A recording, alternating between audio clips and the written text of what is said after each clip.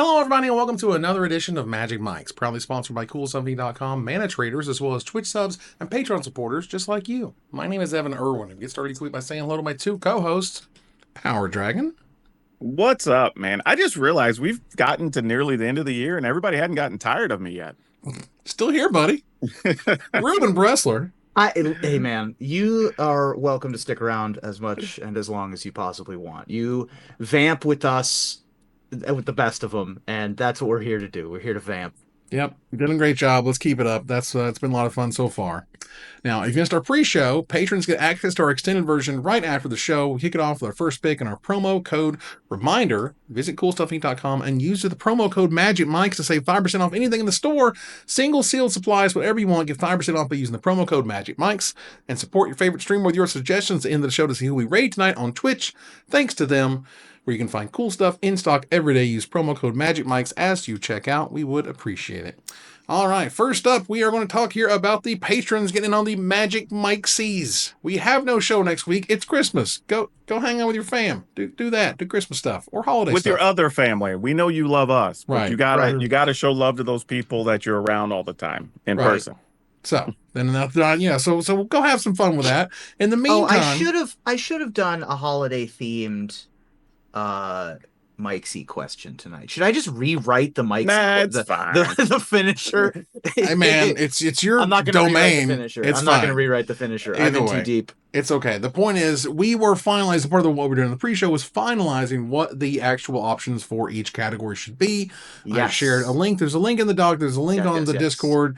If you are a patron of any amount, you will be able to vote on the Micsies. You will be one of the votes. It'll be basically, the patron vote, and then it'll be me, Power Dragon, Ruben, and MTG Nerd Girl, Erin, if she's still interested, which I think she is. She talked to me about it the other day. So that'd be super cool. Again, I've put together a spreadsheet because at this point we're straight historical, y'all. This is the 9th annual Magic Micsies. We've done this 8 years, going on 9 years in a row. We have our set categories. We have our winners over time. It's been really interesting to just collate that stuff and go back. And I wanted to make sure I got that stuff sort of documented so we don't lose it. Like, it's easy because, like, the 2016 Micsies, the first ones, were not in a doc called 2016 Micsies. It was in that week's Magic Mics doc. We just kind of put it in there. So, like, things like that can get lost to time. And I don't want to lose that stuff to time because I think it's really super important.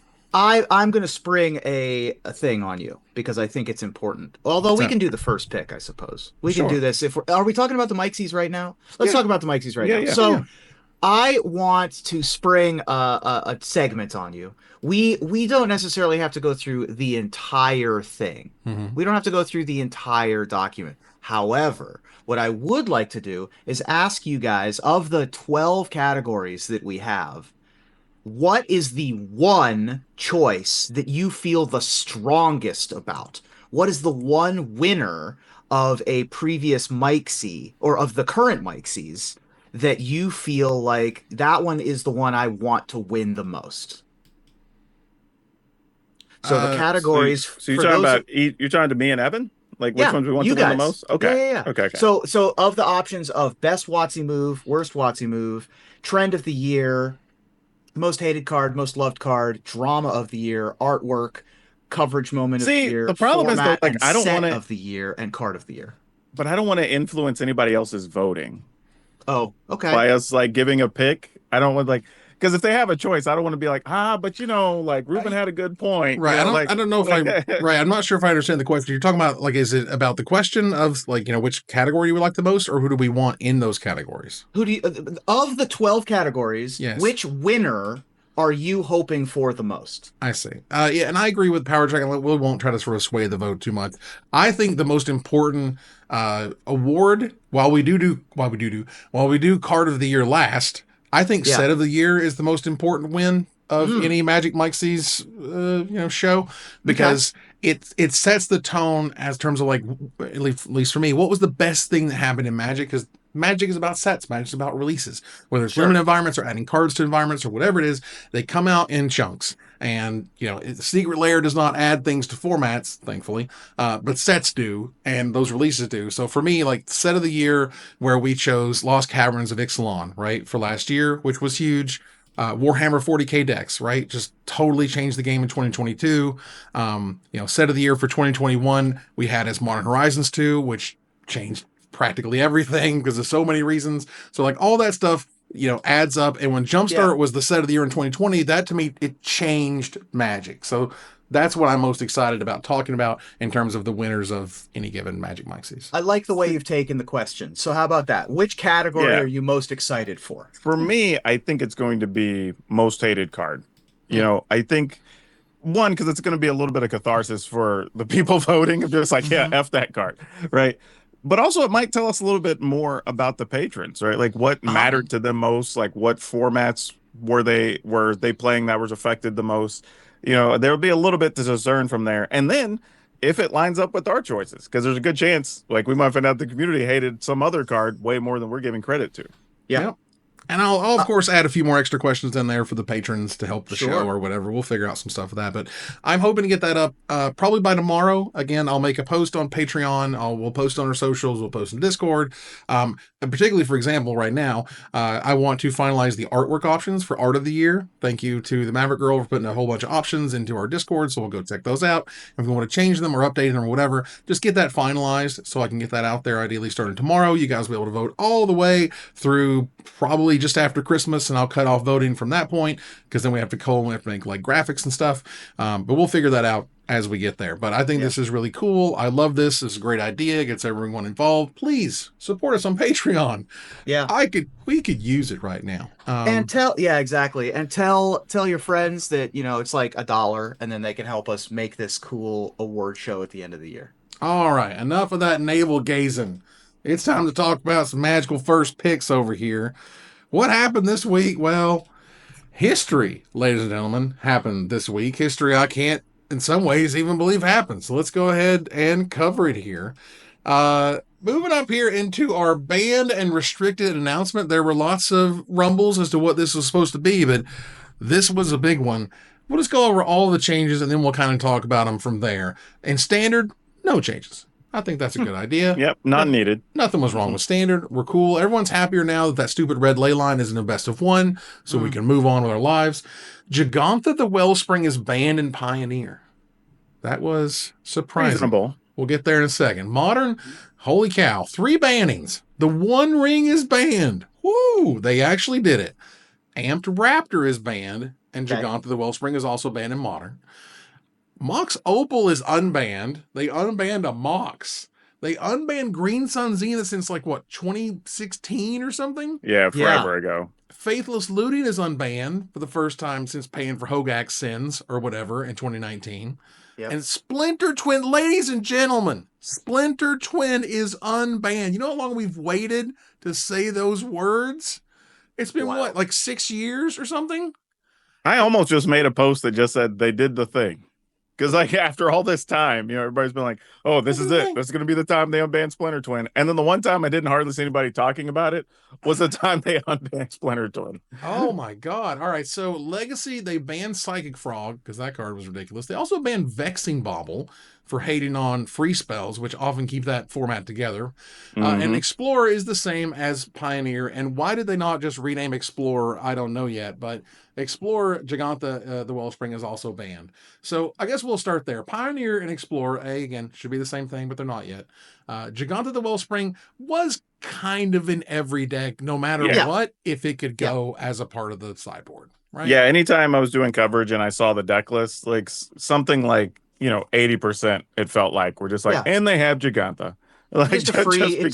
Just a free card. Yeah. It makes total sense. If you ever needed more proof that Companion was the dumbest, stupidest, most broken mechanic of all time, pretty much a vanilla 5/5. You almost never tap Jegantha for mana. No. Unless you're playing a Joda deck. The fact that card was banned eventually, it should signal to you how big of a mistake that thing was and how it should never have gotten out the front door. It just has no real requirement to have it. That's the thing. It just doesn't. Think of how insanely busted this is. Now, Kibler noted this. This thing has been nerfed. They nerfed it, everybody. It costs 3 mana to put it in your hand now. It used to just be free. Yeah. If you didn't play through that era of Magic, you're blessed, because it's just like not playing through the combo winter crap from back in the day. Like, you missed a giant bullet of this crap being everywhere for months until Wizards was like, wait a minute, maybe you shouldn't get 8 cards in your opening hand, and every deck shouldn't have one of these for free. Basically, that now they killed it because it's literally for free. Yeah. And the thing is, So free. Gotta get out. The other ones that have actual restrictions, nobody's worried about, right? Like Obosh having to have all like odd mana, and then like the blue-black one or whatever, right? Like, nobody really cares. It's the ones that were super easy to just play without making any changes to your deck that ended up being the problematic ones. And there's really only one of those left, and that's Kahira, and that only matters if you're playing like a blue-white control deck that doesn't play any creatures anyway. Yeah. So I don't know that one is actually going to catch up in popularity, but I mean, we've gotten here already. And we got rid of Luris. We got rid of Lutri. I mean, it's crazy. And I do think that, like, I don't think companions are necessarily terrible.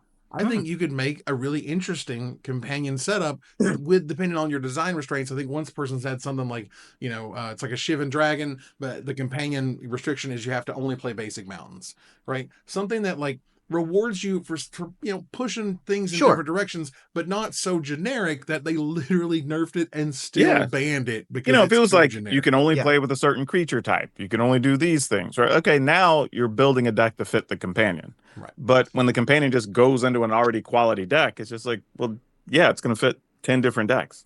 Yeah. So let's move on here to talk about some bannings, not the Giganta one. We'll go over that.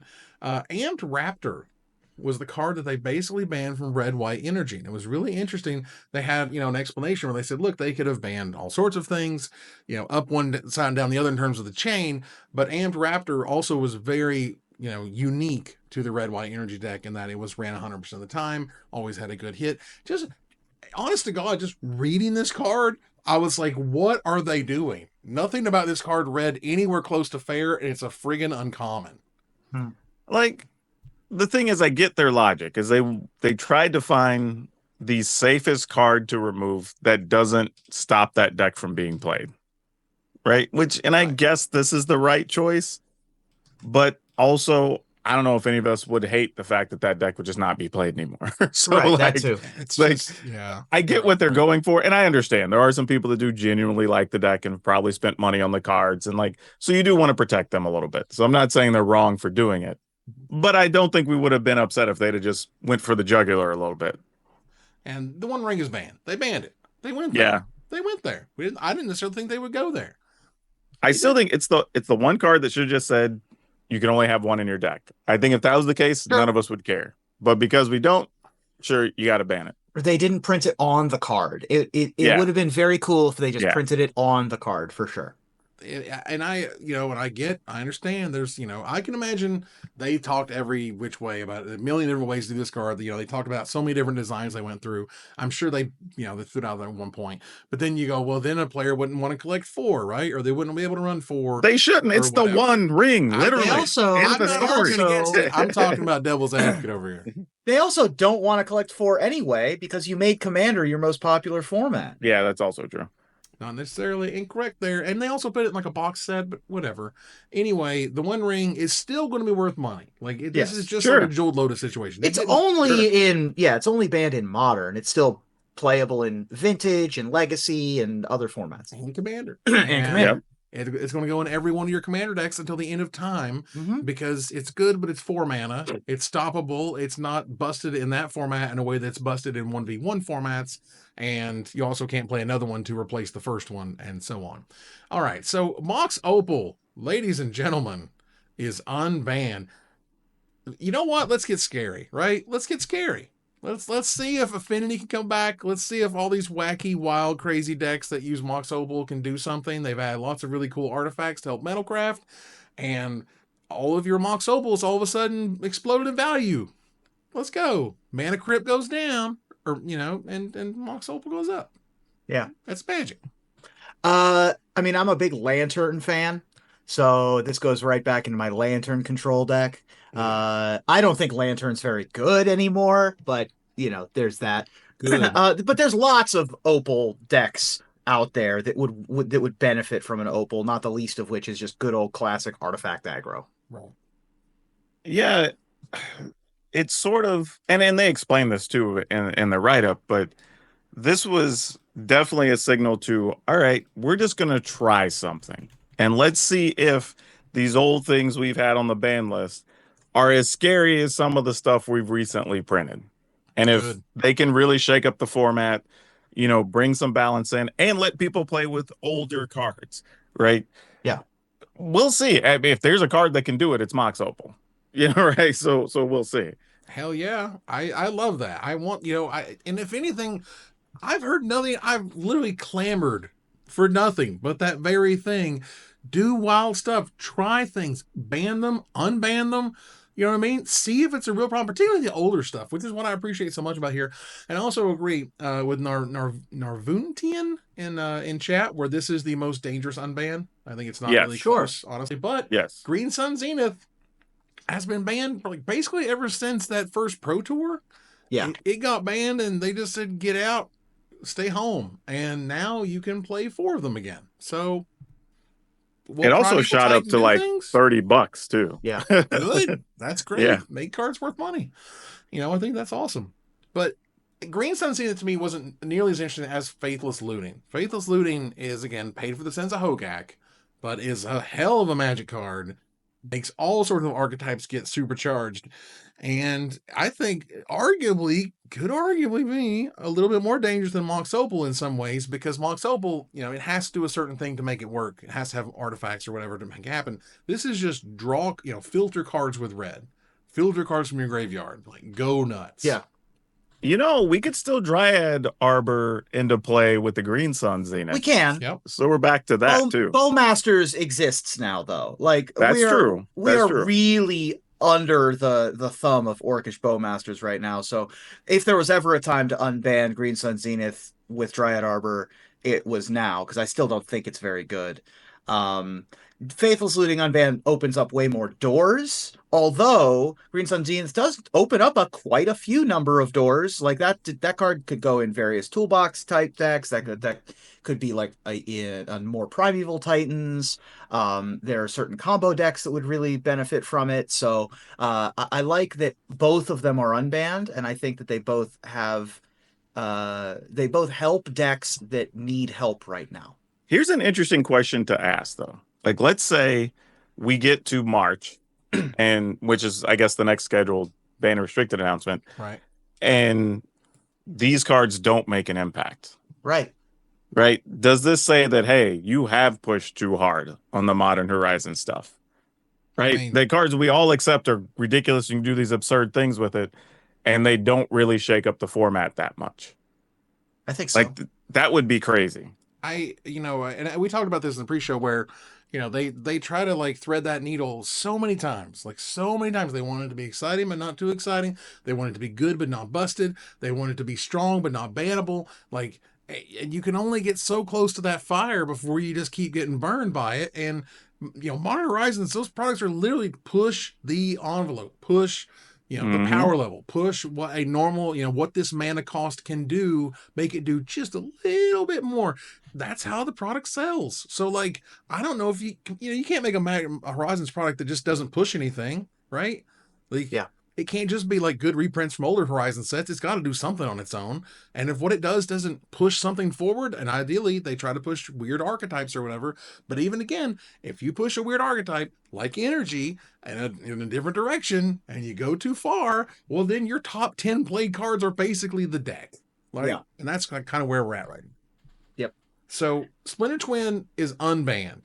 Ladies and gentlemen, there are people literally, and you can find them in the subreddit, literally had their copies in a frame on the wall, smashing them to take them out of the frame because they were never going to get to play with them again. By God, we're here. There's a million, just like Faithless Looting, for example, there's so much more collateral damage with graveyard hate and just things that enter the battlefield and exile a card from a graveyard and whatever, just kind of almost randomly. Whereas Splinter Twin has the same issue where there's so many more different options to disrupt it, whether they're free or not, which they can be in Modern these days.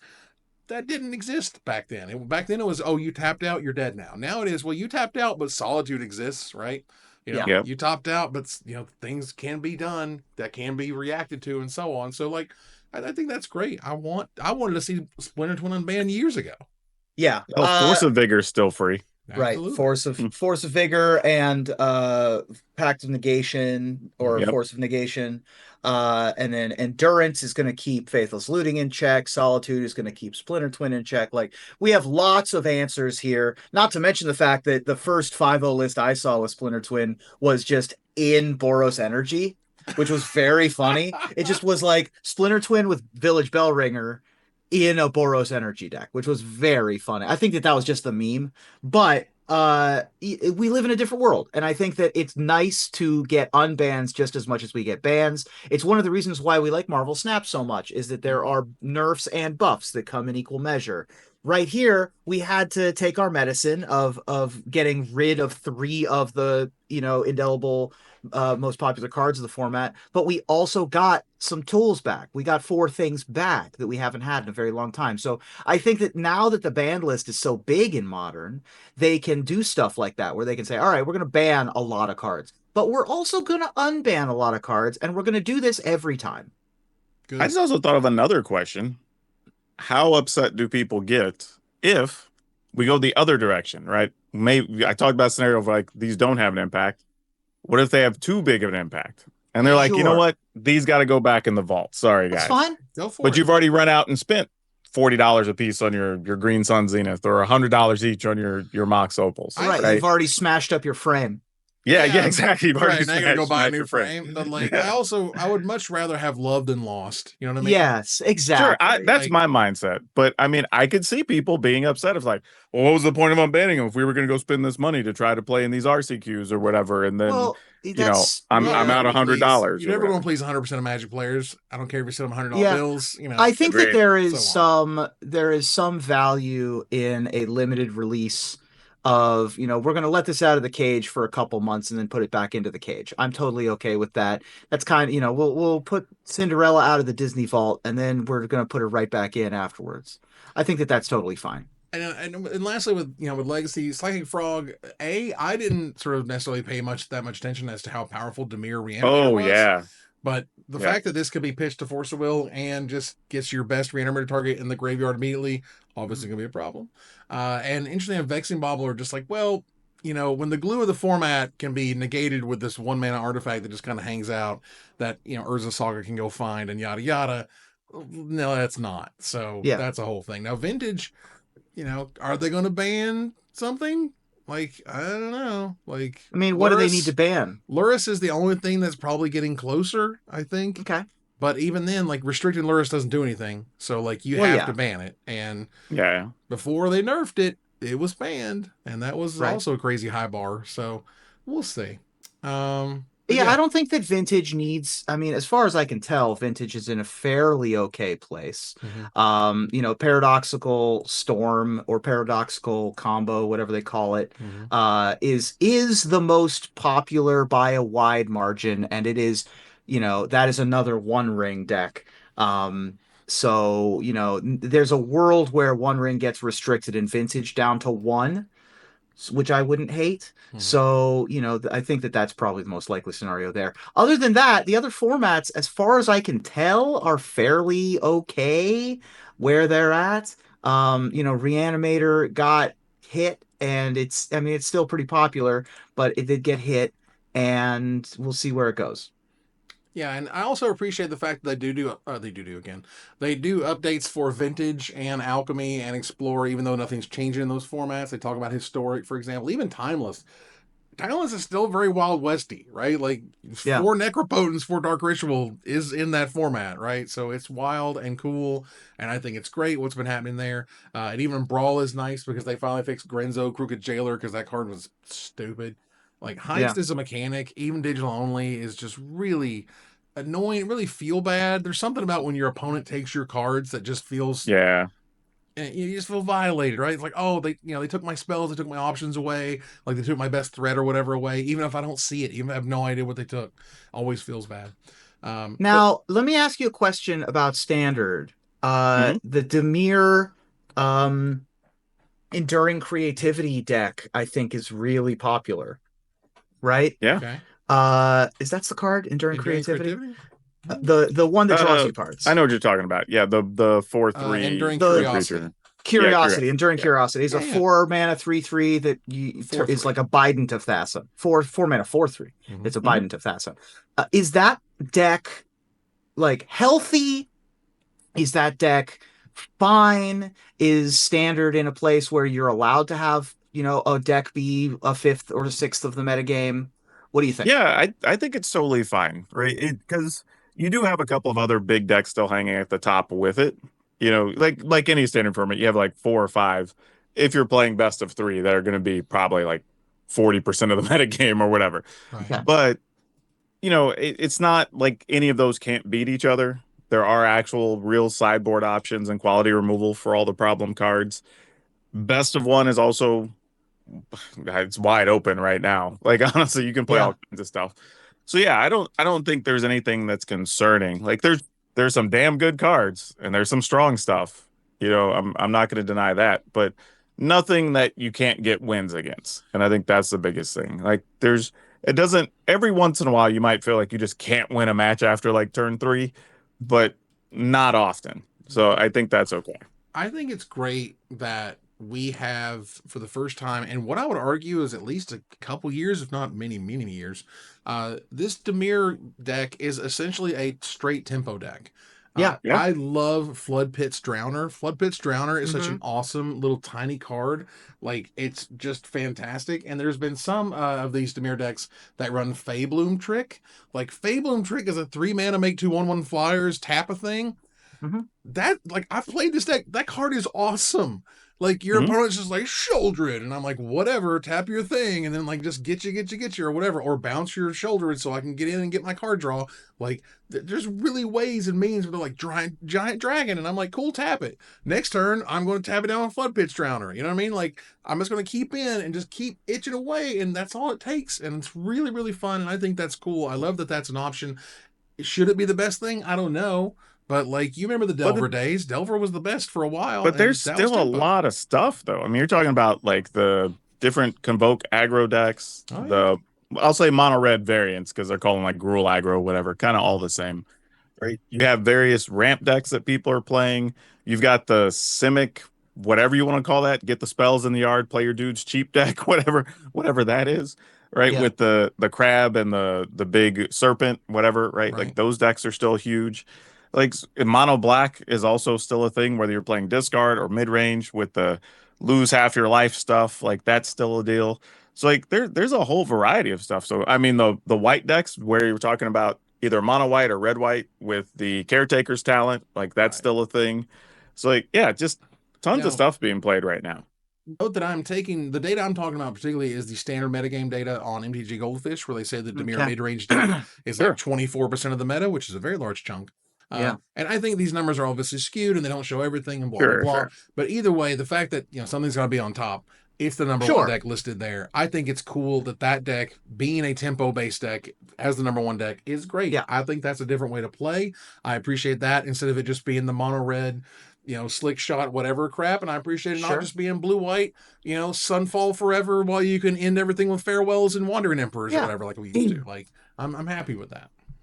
Yeah, I'm interested to see how all of this shakes out. I think that the removal of Gigantha, there is not going to be some huge metagame shift there. That is going to be just a win over across the board. That'll lead to more metagame diversity because suddenly we can play with more cards in our deck and not have to worry about the deck building requirement. I'm curious to see what the changes to Modern will bring. I mean, obviously, when you have that much of a change, 3 bans and 4 unbans, you're gonna see shifts, and we don't know what those shifts are going to be, and they're going to be rocky. Like, it isn't good. The best deck this tomorrow is not going to be the best deck next week. Is not going to be the best deck in 3 weeks. Ideally. Well, yeah, everybody's got to relearn how to play against Splinter Twin combos, whatever that looks like, or whatever the Green Sun Zenith decks are that are searching out some dumb thing, right? Like, it's going to definitely change the format for sure. Exactly. And if you check out and you follow Fire Shoes on Twitter or Blue Sky like you should, he highlights some fantastic new decks that have shown up. Mox Opal decks. I mean, basically every single unbanned card has made impacts into league decks of some nature, and or just individual queues or whatever. I'm guessing of 8-mans or something. But either way, winning deck lists using all the unbanned cards have already started showing up, and I think that's brilliant. And I also agree that like we're in giant flux right now. If you're a modern player, you should be eating real good right now because so many different new options showed up, so many different strategies that you have to think about and prepare for. Like that to me is part of also makes Magic fun. Is that like, oh, I know what you're doing, and I know what I can't do against you, or what I shouldn't do, or I'll lose. Like that type of stuff, I think is important. That rewards you for knowing those things. Oh, I would say Making that workhorse is great. If you were crafty, right when you saw it, if you already had the cards, go hop into some queues because people aren't playing to defend those decks right now, right? Like playing against them. So the target's definitely not on you. You probably had a good 3-4 days before people catch up. And the Maverick Girl noting that they highlighted Umezawa's Jitte. Umezawa's Jitte being on the ban list is a joke. I'm sorry. It's you literally unbanned Mox Opal and you kept that stupid equipment on the ban list. Are you serious?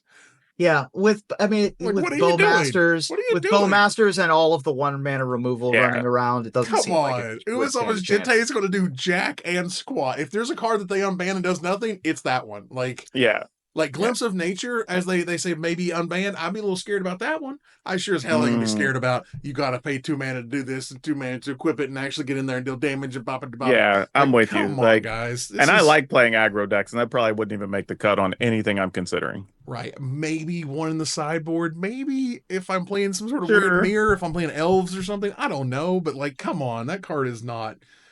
When it comes to modern, that is low bar. Like, just come on, guys. All right, let's move on here into Gather the Townsfolk. Talk about some stuff about the community. Thanks to our sponsor, Mana Traders, the best tool to enhance your Magic Online experience. And the code has changed to MagicMikes_08V _08 Victor for 10% off your next subscription with Mana Traders. Tell them we sent you. We appreciate their sponsor.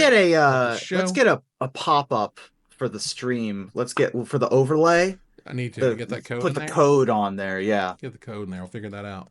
We were talking about just now, the state of standard and how someone mentioned it to Mark Rosewater on his blog talk, and he was like, tabletop standard sanctioned play is way up, and they've heard a lot of positive things. Good. Just through word of mouth and what people have mentioned in the chats and what you see online. I definitely think that is the case, and that people are just excited to come into standard once again. There was I don't know, man, the shock of 2020, I think, rolled out for many, many years, and just kind of even now, 4 years later, I think we're starting to kind of pick back up where we were at one point, where standard was really good. But this is what I tried to tell people, that like we kind of romanticize standard in some ways, because like, oh, I remember the good old days when I would go do this and I'd play like go to regionals and it was always standard or whatever. But people also forget that standard was the competitive format. People weren't just casually out playing standard very often. If they were, it's because they were practicing for whatever cash tournament was coming up, or Star City Open or Grand Prix or whatever the case was. And then when we went through the period of the Commander boom, quickly followed by the pandemic, there was no competitive standard to be played. There's no competitive anything to be played, right? So we just weren't playing standard. And like I said, when we talked about it last year, was that it was going to take about a year and a half for all these changes to come about, for them to come up with the right prize cards to entice people to go play. And hell, they had the store championship where you can got that Urza Saga. So like, that was pretty absurd. It was nice to get one of those, but offering the right things to get people motivated, and then bring people in to a format where they're excited to build decks. Yeah. And we got that, right? When we started getting stuff like Bloomburrow and Duskmorn and all this stuff with foundations, and knowing your cards are not going to be bad for 3 years minimum, 5 years in the case of the foundation stuff, like that also changes people's perspective, because a lot of folks are like, well, I don't want to buy this if in a year and a half I can't play with my stuff, right? But if I got 2.5, 3 years, all right, now I'm in. And you're just starting to see it's little by little. And not to mention, we're getting, what do they call those? The Showdown series or the Spotlight series or whatever. Something, I think. Yeah, some of those supposed to be standard. We're starting to see the championships got highlighted being standard. We just had the Arena Championship 7 that was standard, right? So we're putting it back on people's radar. We're seeing the top players talk about the decks. like you said before, like guys like Kibler and some of the Yellow Hat and some of these other guys out here going, no, standard's great. Watch, I have this video where I'm playing this deck or whatever. So it's just all the pieces coming together, and it was going to take time. Like it wasn't going to be just overnight. I think the final piece though is early next year. We got to get the whatever we called the pre-built decks you could get for standard once upon a time. We need those again. Oh yeah. For like 39.99 or whatever they were. Like sure. Right. Yeah, where they're like 85% of a deck and you got to go buy like 6 more cards to finish it off or whatever. We need those. I think once you get those back in, now people have a soft entry point. I can just buy a standard deck and go play whatever's going on at my local store. I think that's the last hurdle. Yeah, I can't remember their name off the top of my head. Challenger decks. Thank you. That's what they were. Much. Yeah, Challenger decks were great. The first Challenger deck, this is how far back it goes, I guess, at this point, was for Kaladesh / Aether Revolt, because I bought Mardu Energy. And that deck was half rares. I mean, literally half rares or mythics. It was crazy. And there was so much value. But not only there was so much value, it was a tournament worthy deck. There weren't any cards you needed to go buy. You had everything from tournament winning decks lists right there. I just bought some sleeves, sleeved it up, played the deck at F&M, had a great time, but then they started to cut back a little bit and say, okay, we're going to include 2 of the good rares or whatever in these decks. And they just kind of made them a little bit worse, which I understand. Business is business. But I also recognize that, like, the power I felt of the Challenger decks was that I could just go and get a tournament worthy deck for $40, whatever, sleeve it up and have a good time. Would it depress a few of the values? Maybe, but even still, all of the cards in that Mardu Energy deck, for example, all those went up eventually, just like all the other cards, because it had all the lands in it. It had a ton of those awesome lands, the ones that they just reprinted in Outlaws. So, like, that stuff matters. It matters long term, and I would love to see it come back in full force. Here's another thing, though. One of the issues they had with those is the 2-year rotation. Right? Because you would buy those and it's like, like 20 cards in here rotate in 5 months or whatever. Right now, if you do it, maybe a couple of cards will be rotating, but the rest you're still going to be able to play with for at least 2 years. Sure. And so, right. And I think that changes things a lot too. Right. And for them, it's just making good decisions. Like, they're not going to give us 4 Shouldreds. I'm not expecting 4 Shouldreds. But Shieldred would also be about to rotate, so it wouldn't matter. Right. But so find a good deck that maybe runs a few mythics here, or maybe one set of mythics that aren't going to, destroy anything, that are good but solid. And find some good decks to reprint that way, because I would love to get back in the format just literally that way. Just let me go to the store, get the deck off the shelf, sleeve it up, play it, let me experience how it is in a tournament worthy form, and then update it as I see fit. Hell, even if I needed to go buy cards, if the core deck is only $40, let's say, and I got to go spend another $30 or whatever to fill it out, I'm good with that. Like, you give me a tournament level deck for $70 and I could play it for the next 2 years. Yeah. Hell yeah. Count me in. That's good stuff. Go ahead. I'm good to move on. All right. I want to move on here to a really cool project that I wanted to highlight. I believe it's coming from one Mr. Patrick Jarrett, who has been at Wizards now within 13 years. Congrats to him. So I thought that was great. But yeah, let's see. You're bringing up here. The Great Foundations build off. I thought this was rad. This is the coolest. It was super cool. I really appreciate the way it was kind of cut together. It's sort of almost like a reality program. Yeah. And it's the Great British Bake Off, but it's the Great Foundations build off. It's great. It's adorable. It is. It is wonderful to see. All that kind of cuteness, cleverness is there, which is great. And the second episode just came out, so I'm excited to actually go watch that. But yeah, loved it. I thought it was a great idea. Good job, Wizards. Wonderful piece of content. Yes, more like this. This is great. This is exactly what I want from Wizards of the Coast. They took 8 of the most popular content creators in the world, mostly America, but we can do other nations later. And they sent them Foundations boxes and told them to build standard decks with stipulations. And that's great. That's all we want. That's all we needed. And it's a very friendly reality show kind of setup. And Diana D'Amico and Trick Jarrett are kind of the sort of Paul and what's the woman's name? I don't watch the always show, forget so her I name. can't tell you. Yeah, I forget. Anyway, and then we've got 2 hosts or 2 judges as well, who will judge them on their deck builds, which is also very cool. It's just a very cute, fun setup. It adds more personality and more flair. It's very welcoming to new players, even though the people who were invited are really like old school kind of content creators who've been making Magic content forever. They're the kind of people that you want to bring people into the game. So I thought that this was wonderful, just a brilliant idea. The only thing I was mad at is my footprint isn't big enough that I could be included. Like, Sure. that's the only thing I had to hate on. It was Listen, great. It was fun. Same, It was buddy. good stuff. I'm not successful.